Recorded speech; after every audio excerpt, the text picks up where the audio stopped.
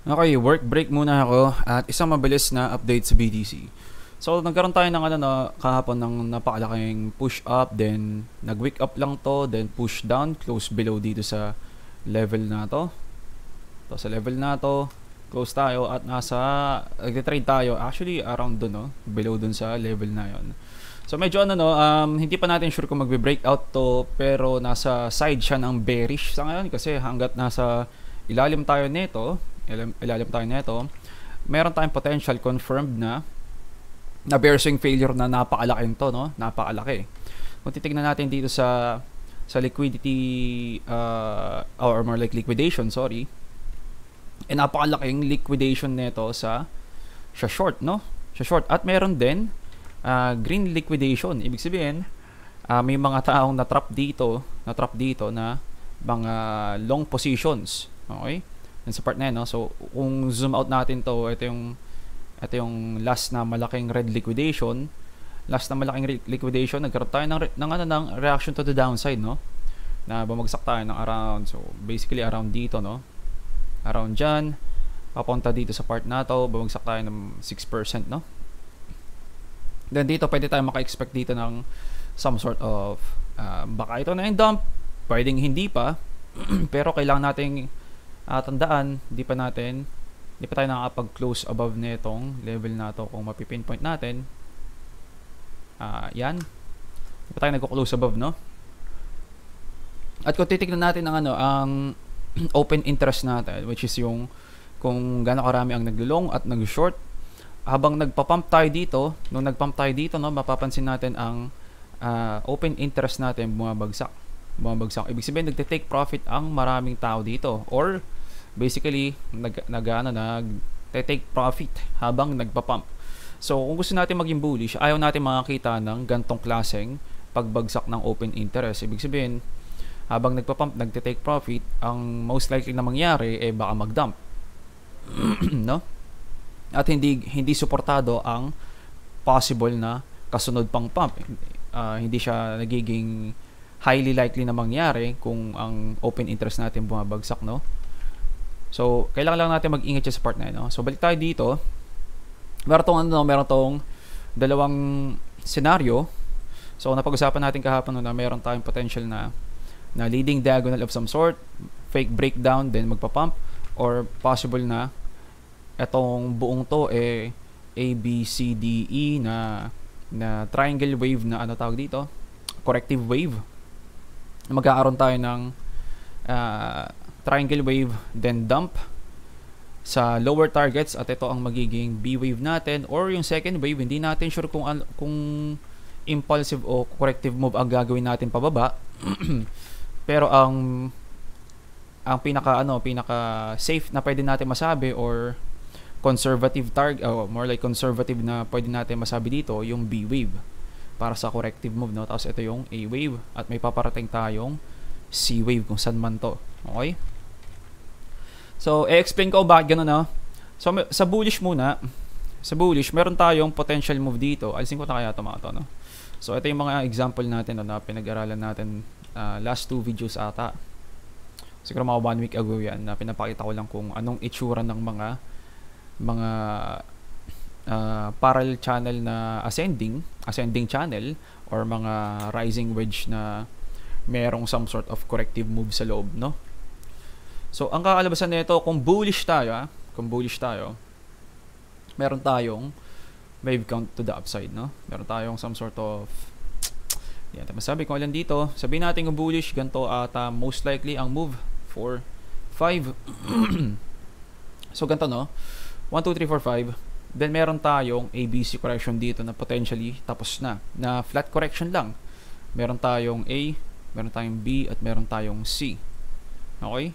Ang problema pala dito, no? Natatandaan ko, ang mga leading diagonal na ganito nangyayari lang sa zigzag correction. So, parang mali pala tong gantong klaseng wave count. Kasi hindi tayo makikita dito ng ng impulsive move para, or baka pwedeng 335 lang to. 335 lang kaya to. Mukha tong 1, 2, 3, 4, 5 na overlapping. Or baka ABC lang to. ABC? Di rin pwede, no? Teka. Double check lang, double check. Pwede kaya? Overlapping. So, sabihin natin ganito yung ABC correction. A, B, C. Then, ang ano neto, ang C wave neto. Oh, hindi pwede, oh. Kahit sabihin natin dito yung 1, dito yung 2, dito yung 3, dito yung 4, overlapping siya sa 1. So, hindi pwede. Ibig sabihin, may mali tayong base pala dito sa, ano, no? Sa bullish wave count. So, hindi pala possible to. So, dumadagdag yung, ano, no? Dumadagdag pala yung parang some sort of invalidation natin dito sa bullish structure nato. Kasi meron pa tayong isa pa dito, no, na hindi ko gusto yung itsura. Kasi mukha tong 5 waves. 1, 2, 3, 4, 5. Ang B wave lagi, 3 waves lang. Or yung kung sabihin natin, pwede bang maging ano to? Diagonal? Alam ko hindi eh.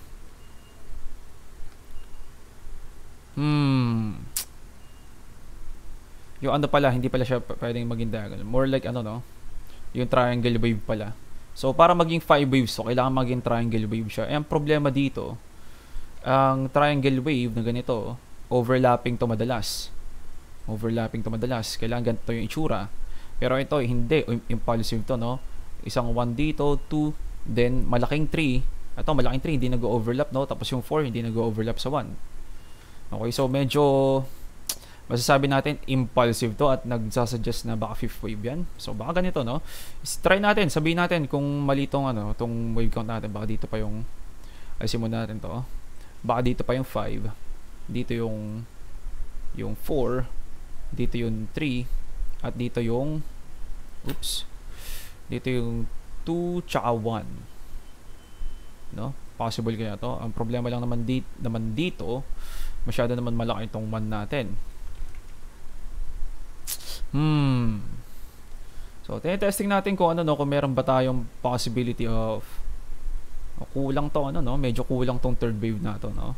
Kung titingnan natin sa volume para double check natin, walang some sort of volume spike sa number 3. So, So, sa nakikita ko, no, kahit ganito yung itsura, or sabihin natin, ganito pa yung itsura. Yan, tingnan natin. Ito siguro pwede pa. Ang problema lang dito, no, itong ABC na to, parang hindi complete. Or baka ano to, other type of correction, hindi ko masabi. Kasi hindi ko kabisado yung WXYXZ or WXY na correction. Pero, kung sasabihin natin, flat correction lang siya. Flat correction na ganito, A, B, C. Ito kasi may 5 waves dito to, sa C wave. May 5 waves dito. Meron tayong 1, 2, 3, 4, 5 dito. Ayusin ko lang number 2. Ito yung dito yung 1. At dito nag-overlap. So, ibig sabihin meron tong 5 waves dito. At pwede natin ma-expect dito kung may 5 waves dito, dito at complete na yung ABC correction na flat correction na 335. Sabihin natin, ganito talaga yung 335 niya, no? 1, 2, 3. At sabihin natin, baka ending diagonal to na falling wedge. Okay, pwede pala, no? Ending diagonal na falling wedge. Ganito. Possible naman pala. So, meron tayong A, B, C, triangle wave dito, then pump. Ang problema naman, ito yung 1, 2, 3, 4, 5 na to. So, medyo hindi ko ganun ka-sure tong B wave na to, kung B wave lang ba to, or baka 5th wave yan. Okay, so, may possibility, pero sa nakikita ko, medyo, may doubts ang bullish structure na to. So, ibig sabihin, pero ano, no, kung bullish na to talaga na ABC correction na to, itong move na to, leading diagonal para sa first wave, second wave, third wave na malaki, 4, 5. Ganun ang kakalabasan na itsura niyan. Okay? Pero yun nga, may doubts ako dito sa part na to. Okay? Kasi mukha siyang hindi B wave, no? Kasi kapag makakita tayo ng B-wave, dapat ang itsura niya tatlong waves na ganyan at hindi yung 1, 2, 3, 4, 5 na ganun, no? So, ayun lang yung ano ko, yun lang yung medyo hindi ko gusto dito. Ito mukhang valid naman to. Tignan natin ang volume. Bumababa ang volume habang nagpapasok tayo sa apex or habang nag-squeeze yung price. Then breakout, may high volume tayo sa break. So, possible naman to, no, na meron tayong ending diagonal dito sa C-wave na A, B, C dito. So, ibig sabihin, itong move na to, papunta dito, possible, ang problema lang itong B-wave, no? Ibig sabihin, parang highly likely baka fifth wave to. At itong move na to, mas malaking correction. So ganito yung nakikita ko sa ngayon na meron tayong potential kung bullish tayo, no? Kung bullish, pero kailangan natin tandaan, hindi high confident na wave count to dahil dito sa part na to, yan, dahil dito dyan sa part na yan. At ang kakalabasan kung bullish, ganito ang gagawin, no? Ganyan ang gagawin. Ang next natin yung bearish naman. So alisin ko lang itong mga to. Yan. Kapag bearish naman, ito yung bilang natin, no, most likely. So sabihin natin, actually medyo may pagka-bullish to na medyo longer time frame bearish pa. Ganito ang kakalabasan, no? Meron tayong potential of yung kanina nating teka, tama ba to? So meron tayong most likely ito yung fifth wave, no? Kung fifth wave to sa bearish, meron tayong 1, 2, 3, 4, 5. So hindi pwedeng maging ano to, no? Maging super bullish to. Hindi pwedeng maging super bullish to nang hindi magkaroon ng correction to, kasi meron tayong meron tayong first wave, second wave, at meron tayong most likely meron tong 1, 2, 3, 4, 5 dito. Then meron tong same concept dun sa ABC na may falling wedge dito. Then etong fifth wave magme-make sense. Yung B wave natin dito kanina, magme-make sense na 5 waves to kasi impulsive move siya. No, ibig sabihin meron tayong 1, 2, 3, 4, 5. Magme-make sense to na meron tayong fifth wave. Kung ganito ang structure nito, so nakikita ko mas tama tong gantong structure na to, mas tama. Kung ganyan ang structure at meron tayong kasunod na 1, 2, 3, 4, 5 dito, pwede natin ma-expect na meron tayong paparating na zigzag correction. No, ang zigzag correction ganito yung itsura. Meron tayong A, B, C, at meron tong 5, 3, 5. Itong 1, 2, 3, 4, 5 dito. Meron tong 3 waves sa letter B. 3 waves, or sabihin natin kung Elliott triangle wave, 5 waves na overlapping, which is ito yun, possible to na 5 waves na overlapping, 1, 2, 3, 4, 5, or like A, B, C, D, E. Then magdadump na ganyan para sa C wave. Okay? At ang kakalabasan ganun nga yung C wave, 5 waves ulit, 1, 2, 3, 4, 5. Okay? So ganun ang itsura nun. So meron tayong nakikita 5 waves na dito, at meron tayong nakikita 5 waves na overlapping dito. Pwede tayong maka-expect ng A, B, C, D, E dito. A, B, C, D, E. And then pwede tayong mag-dump for 5 waves ulit. 1, 2, 3, 4, 5. Ganyan nakakalabasan, no? Kung titignan natin yung buong structure nito, alisin ko na to, So meron tayong ini-expect na C wave pababa. Minimum yun, minimum na conservative target. Ang kakalabasan, ang target niyan mula dito sa 0 wave hanggang 5th wave ang i-fibs natin, at ang retracement niya most likely dito sa 0.5 or dito sa 618. Okay, so meron tayong A, B, C correction or C correction dito, no? Either dito or dito yung C. Okay? Yun sa dalawang yan. Paano kaya pag masasaklap? Kasi meron pa tayong isa pang mas matinding bearish, no? Kasi hindi pa actually complete to, or more like hindi pa natin masasabi kung complete na ba to. Nagpump tayo ng nagpump tayo ng malakas dito. Na meron tayo 1, 2, 3, 4, 5. Kung ganito ang wave count ng bull cycle na to. Pero nakakita tayo ng 1, 2, 3, 4, 5 dito. 5 Ano ulit ang ma-assume natin dito? Na meron na naman tayong potential zigzag correction na mas malalim. So, kapag may 5 waves dito, at meron tayong potential na A, B, C dito, baka magkakaroon tayo ng mas malalim na C wave dito. So, ayun lang yung ano ko. Pero hindi pa natin pag-uusapan yun. Hindi pa natin pag-uusapan. Binibigay ko lang yung idea na baka lang baka may malalim tayong move dito na C wave. Hindi natin sure. Pero sa sa impulse wave theory, may structure na possible na mangyari yon. Okay? Meron din yung bullish naman. Kaso parang unlikely na mangyari, pero papakita ko kung may possibility pa. So parang ganito, no. 1, 2, 3, at dito pa lang yung 4. Dito pa lang yung 4 at ito paparating ng number 5 na higher high ng maliit, then dun pa lang tayo magkakaroon ng mas malaking bear market. May possibility na ganun. So kung ito yung 3, ito yung 4, ano kaya tong structure na to ng number 4? ABC dapat to, no? ABC dapat. So may possibility bang maging ABC correction siya? So meron tayong tinatawag na expanded flat correction na meron tayong A wave dito. Yan. A wave dito, B wave dito, at C wave dito. Nakakalabasan ang B wave higher high sa starting point at ang C wave lower low sa A wave, no? Pero may measurement to. So madalas ang B wave ang target nito 1.272 or 1.236. So titignan natin mula dito sa 0 hanggang A, medyo kulang to, no? Medyo kulang ang B wave. So dito dapat ang price ng B wave. So medyo mababa yung probability na ganun ang itsura, pero sabihin natin ito talaga yung B wave. Lalong hindi pasok to kapag ginamitan natin ng fib extension to, no, na ganito. Lalong hindi pasok yan, no. So ang susunod naman dito yung C wave. Ang C wave naman, ang target nito umaabot ng 1.272 hanggang 1.618, no.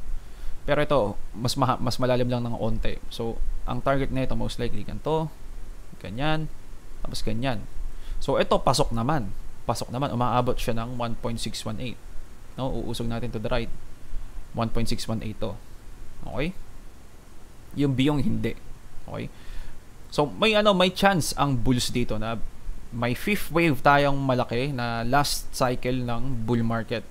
Ang problema dun ay nga last cycle siya ng bull market.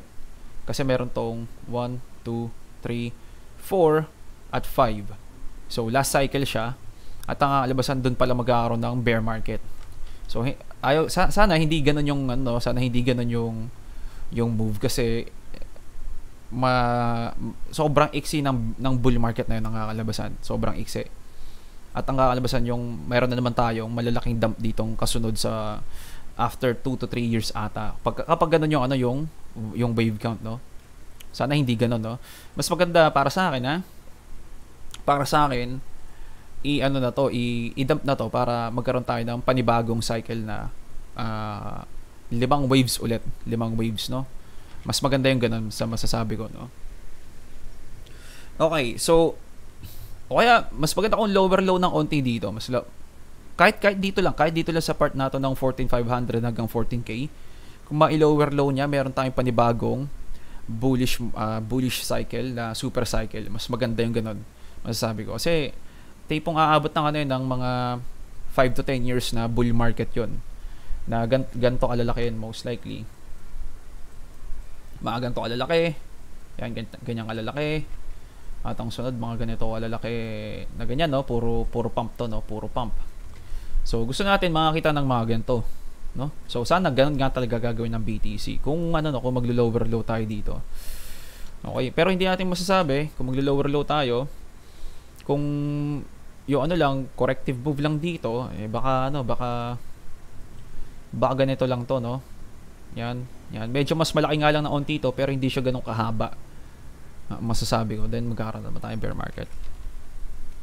Okay, so meron pa ba tayong mapag-uusapan? Ito, no, yung 1, 2, 3, 4, 5, may possibility na ganun talaga, no, na magkakaroon tayong lower low. Andun pa rin yung possibility of lower low, pero hindi natin exactly masasabi Kasi ito, no, ito rin kasi, no, kung meron tayong impulsive move dito to the downside, 1, 2, 3, 4, 5 dito, highly likely na tumataas yung probability na mag-aaroon tayo ng some sort of ano tawag dito, B wave dito, kasi ito yung A wave, B wave at C wave dito. Pero hindi natin masasabi. Kung double check natin tong third wave, wala dyan, dito, tsaka dito, hindi niya abot yung 1.618, no? So parang ano to, no, parang corrective move tong part na to, no. Ibig sabihin part siya ng mas malaking ABC correction. Ay lang yung naiisip ko. Pero yun nga, babalik tayo dito sa part na to. Ano dun din yung ano, yung etong 5 waves dito sa shorter time frame, actually ang target nito pasok sa 1.618, no? Pasok sa 1.618 para sa third wave, fourth wave, fifth wave. Then pwede tayo maka-expect dito na etong push up na to. So nakalimutan ko pala i-point out to, no. Etong push up na to, no, etong pump na to, fake news pala to, no. So nagkaroon tayo ng napakalaking wick sa taas. At may possibility of bear swing failure to. Kasi makikita natin dito napakalaki ng liquidation, napakalaki ng open interest decrease. Okay? So hindi natin gusto makita yung ganong klaseng pagbagsak ng open interest at malaking mga liquidations, lalo na kapag may mga long liquidations. Kasi maraming trap na long positions to. Ibig sabihin, any dump pa dito, magkakaroon ng domino effect yan. At ang kalabasan, yung mga nakalong dito, mapipilitan magbenta or maliliquidate on the way sa pagbagsak, no? Ibig sabihin, vulnerable ang price natin into dumping, no? Ang kalabasan. So dito naman, ito nga yung 5 waves dito, no? 5 waves, expect natin kung bearish tayo, meron tayong corrective move dito at magkakaroon naman tayo ng 5 waves dito para sa minimum target of around ng 22k or 20k, no? Or 21,500, 20k, mga ganon. So ayun siguro, DXY, ganun pa rin. S&P, some sort of resistance lang naman dito sa point na to, yan. Or sabihin natin, ayusin natin mga banda dyan. At hindi pa rin tayo nag-breakout, pero hindi ito magandang structure para sa bearish sa ngayon. Kasi pwede itong maging bullish, no? Kasi kung ABC na to, kalabasan bullish na to, no? So pwede natin ma-expect kung bullish ang S&P, baka humabol din ang BTC. Pero yun nga, nakakita tayo ng possibility of leading diagonal na 5 waves dito na overlapping. Kapag nangyari yon, magkakaroon tayo ng fake breakout, then dump na naman ang possibility. So yun siguro update natin. Wala tayong trading idea dito, no? Kasi masyadong malaki yung wick na to. Ang gagawin nito, may possibility of ma-fill tong part na to. Kasi kakalabasan niya, no? Meron tayong push up dito. At ang ano nito, teka lang ang pagre-rejectan nito most likely, teka, tama ba tong pagano ko? So meron tayo A, B, C, D, E. Mali pala yung ginagawa ko. So ganito pala yan. Sorry. Yan. So pwede tayo makaabot dito sa 0.5 hanggang 0.618 area para ma-fill ang wick natin. Hindi ko sure kung i-fill niya hanggang dito, no? Hindi ko sure kung pwedeng ma-fill yun, no? Kasi may mga times na meron tayong malaking wick sa taas, hindi na na-fill, no? For example, ito, meron tayong malaking wick dito, na-fill lang to dito pa, no? Ganun lang na rin naman dito sa mga part na to, no? No, ito, sa mga part na to, wick down, ma-fill lang dito sa susunod, no?